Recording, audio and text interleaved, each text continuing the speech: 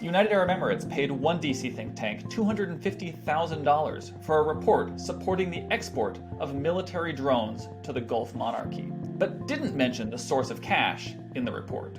Another think tank received $5.8 million from a South Korean weapons firm, and then promoted the firm's killer robots. Another UAE-funded DC policy shop even watered down its response to the murder of Jamal Khashoggi, at the behest of a staffer with close ties to the UAE ambassador.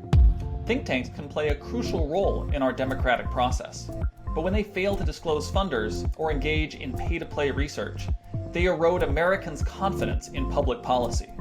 When people think of think tanks, unfortunately these days, they just don't trust them. In fact, a recent poll found that only 20% of people had trust in think tanks. More broadly, confidence in our public institutions is at an all-time record low. And if the events that led to January 6th are any indication, America's democracy is fragile, threatened by misinformation and severe public cynicism. So how do we build back trust, especially at research institutions?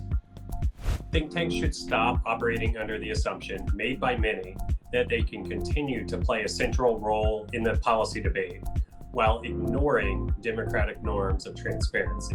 If journalists and scientists consider it a professional standard to disclose conflicts of interest, then think tanks should also implement similar best practices to restore confidence. It boils down to three things. Embrace simple standards of funding transparency. Comply with the Foreign Agents Registration Act, or FARA. Identify any potential or likely conflicts of interest.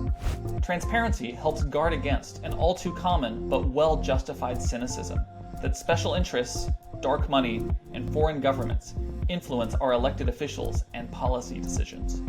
It's all the more urgent because our political climate, which is now dominated by dark money and misinformation, suffers from a serious lack of accountability. It's time for Washington, D.C. to take a step into the sunshine.